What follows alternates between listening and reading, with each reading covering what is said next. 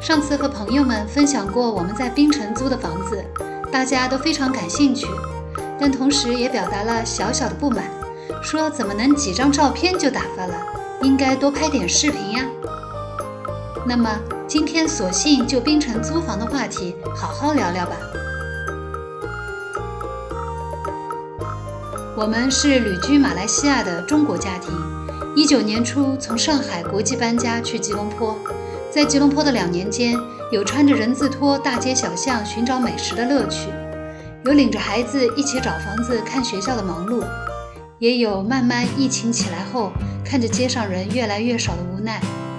然后在21年1月吉隆坡封城之前，我们举家搬来了槟城。当时情况也比较特殊，疫情期间不可能实地看房，所以我们从头到尾都是和中介视频沟通的。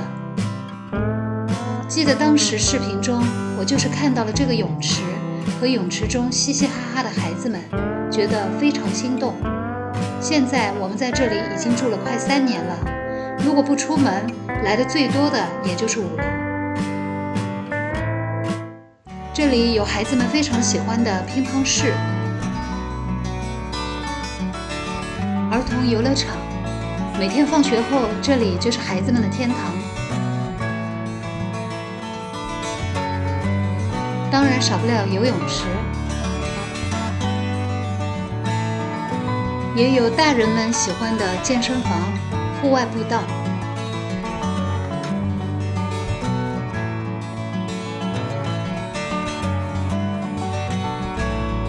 这里是我经常带着姐妹俩做功课的公共休息室。如果早上来这里，就会碰到在室内用消毒水做清洁的人员。这里的物业分得很细，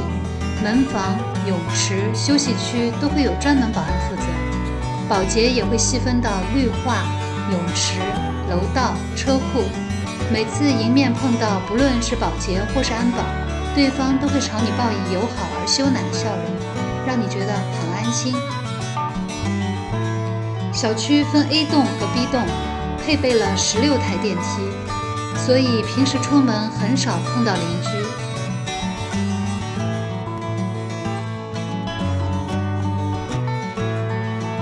从3楼一直往下到地面，4个楼面都是停车库，所以车位的配备是很充足的。有时会看到一辆车横跨2个位子，估计车主是买房时送的2个车位，所以就这么霸气的停着了。车位费一般都会包含在房屋租金里，不需要另付的。4楼是一个环绕整个小区的步道，可以一直走去泳池和花园那边，我们一路走一路聊。在国内，我们其实对房产中介还是有些敬而远之的，而在马来西亚，大家是很信任也很依赖中介，从看房、签合同，甚至是合同续签也是委托中介，认为该谁赚的钱就谁赚。我们现在也很是认同，因为我们刚来的时候还碰到过屋主毁约的情况，有中介居间就好太多了，第一时间帮我们另找屋子，也没有另收中介费。而我们在吉隆坡租房碰到的中介，甚至在我们人在国内无法及时赶到时，帮我们代收、监督安装家具、散味通风。当然了，现在我们早已成了很好的朋友。目前是雨季，如果不是日中心的时候游泳，就会感觉有点冷，所以孩子们都去游乐场玩了。热季的时候，这里是人气最旺的。这里是大人池，右手边是儿童池和玩沙子的地方。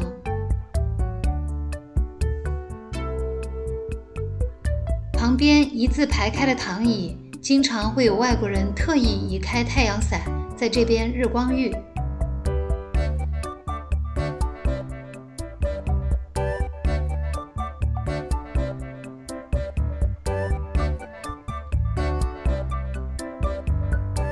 我最喜欢的是这个泳池旁边的树，圆圆的叶片，花期的时候会开出一朵朵粉花，时常会有被风吹落的花瓣飘至池水上，惹得小朋友们趴在泳池边捞花瓣玩。再往前，这里是个烧烤区，现成的烧烤架和水斗，只是一直没有试过。其实像泳池、健身房、烧烤区这些，差不多都是马来西亚小区的标准配置。再说回中介的事情，也有朋友问我公寓能不能短租，在槟城是不行的哦。小区门口明确贴了禁止 Airbnb， 租期至少1年。像我们这样的外国人，合约基本上都是2年签的。签合同后需要支付租房合约印花税和文件费给中介，让中介帮忙把合同拿到内陆税收局盖章，这样这份租约才算具有法律效力。同时屋主也会跟我们收取一笔相当于2个月租金的保证金，还有一笔相当于半个月租金的水电费抵押金。进电梯了，有没有发现很有意思？楼层里没有显示4哦，所有的4都用3A 代替了。的走廊是我很喜欢的，和国内封闭式的楼道不一样，这是个类似于天井的设计，既有更好的采光，还有外部打通，非常通风。再加上每家每户都有操作阳台的设计，只要门打开就会窜风，家里非常凉快。像现在的雨季，打开门，不要说空调，时常连风扇都不需用。走廊的两边，一边走到底能看到茫茫大海和远处在建的人工岛，另一边能看到近在咫尺的 Lotus 超市，附近诊所、药房、餐饮、购物样样有，所以住在这个区域生活还是很方便的。电梯厅这边的窗户往外看出去，右手边的蓝白建筑是 I Santorini， 左手边的2栋黑灰建筑是 Marinox， 再远点靠近环岛的是 The Brida，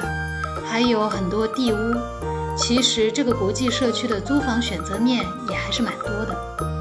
我们的房型是3房2卫1厅，1047方尺的，也是这里最小的户型。马来西亚租房有3种，家电家私全提供的全装修，提供部分家电或家私的半装修，或是什么都不提供的毛坯。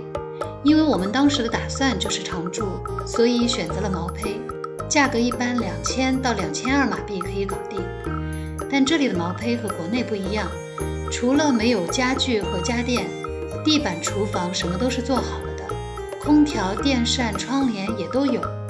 我们也有朋友因为不想再次搬家时被笨重的家私所累，所以选择了全装修，那么就可以直接拎包入住了，就是价格每个月会贵500到700。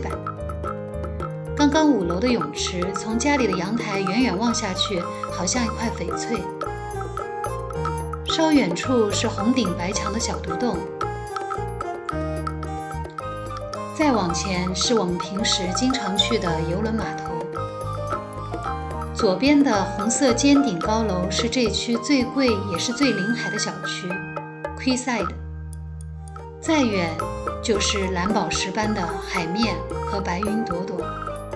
这样的租金，这样的环境，是不是真的太超值了？